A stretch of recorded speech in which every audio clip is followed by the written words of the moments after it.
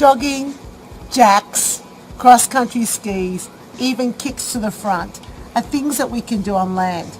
But one move that is truly unique to the water is the rocking horse. And I think it's called the rocking horse everywhere around the world. And it's a movement pattern where we're kicking one leg to the front and the opposite leg to the back. And so it's a movement pattern that actually has two sides.